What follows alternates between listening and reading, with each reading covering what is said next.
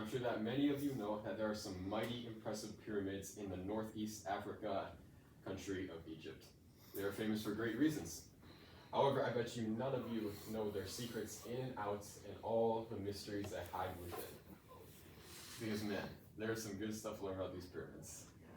While there are many secrets to these pyramids, we today have a deep understanding of how these pyramids were built and the time they were built as well. Discovered many secret rooms within, and I've discovered many odd perfections about these pyramids. Yes, odd perfections. Almost too perfect sometimes. Today in my informative speech, I will tell you all about the secrets of these pyramids and the insane ways they could have theoretically been built. The mysterious beginnings of pyramids and how they were built. The beginnings of pyramids is a topic shrouded in mystery.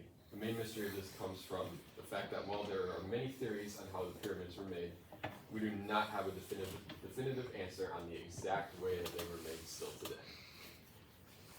But what we do know is the intense journeys that the builders of these pyramids had to go through in order to make them.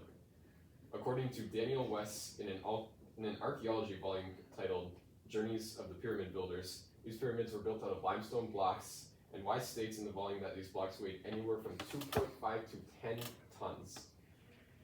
That's a lot of weight. These pyramids were built out of limestone blocks, and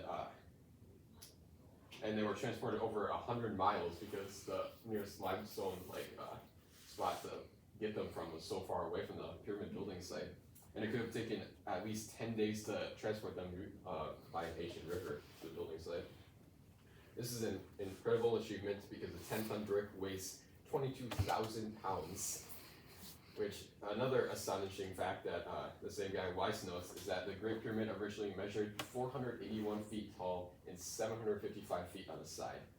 And it was made of an astounding 91 cubic million feet of stone. This is roughly the amount it would take to fill a football stadium to the top tier of the seats.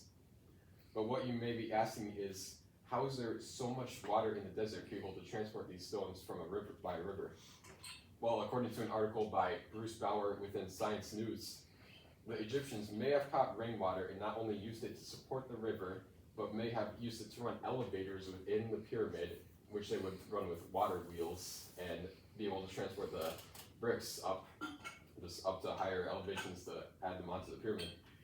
He states, the team also used satellite images of the region's landscape to model ancient rainfall. The model suggests that a walled enclosure near the pyramid structure captured floodwater during periodic rains. While this is impressive, the pyramids are even more precise than you think. In fact, people have started to wonder if this is the work of a human tribe ahead of its time or the work of something else. Did you know that the ancient Egyptians were absolute geniuses? If they were not confined to the harsh desert of Egypt, we may have had the iPhone 100 or 1,000 years earlier. That's how smart these people were. According to Paul Smeglik, the Egyptians also entered some realms medically that for the rest of the world weren't available until the modern day. In this article, Ancient Egyptians Dabbled in Brain Surgery, he states, while talking about the skeleton skull of an Egyptian, it was surprising to see the cut marks at the microscope because we immediately realized the significance and implications of the discovery. Ancient Egyptians, more than 4,000 years ago, were already performing surgical intervention in relation to tumors. While this is astounding, I want you to think to yourself for a second. Doesn't this seem odd? There are these geniuses in the middle of a desert building pyramid-shaped structures that no one has ever built before, catching rainwater using things and doing surgeries far ahead of their time. Where did they learn how to do all of this? Well, for a lot of people, the answer is aliens. Yes. Lindsay Mendenwalt, in her article, Ancient Aliens, Pyramids, and the Great Sphinx of Giza, Testing this Television Show's Claims and with the Truth, states several more things that add to this ever-growing theory that pyramids and the Egyptian race may have had extraterrestrial intervention. One quote stated by Mendenwalt is that the Great Pyramid's alignment with true north is within 3/60ths of a degree, which is apparently a more accurate alignment than any other structure on Earth. So not only is this the most perfectly aligned structure on Earth, it was built 4,500 years ago at a time where they sucked at doing this stuff. and they just did not have the technology we have today. But according to Mendenwald, the main fact that everyone looks at, or the truth behind aliens building up the pyramids, is that every pyramid is perfectly aligned with the star in the sky, with the Great Pyramid of Giza being perfectly aligned with one of the stars in Orion's belt. While the ever so popular theories of aliens helping to create the pyramids are awesome, some of the modern day discoveries of these fascinating structures are incredible as well. Almost every year, fascinating discoveries are made at the 118 pyramids, big or small, all around Egypt. The past month, actually, the tomb of ancient pharaoh King Thutmose II was discovered. Another discovery 2 years ago was documented by Simone Shaw in her article for Time titled, "Scientists just revealed a secret quarter in the Great Pyramid of Giza, and it could lead to more." As the title suggests, people have found a new quarter within the most searched for, explored pyramid in the world, which is crazy because we've been exploring it for so long and we still haven't found everything inside of it yet. She states that the hidden quarter is located on the northern side of the Great Pyramid and was first detected in 2016 using an imaging technique called luography. Located above the main entrance of the pyramid, it measures nearly 30 feet in length and 6 feet wide.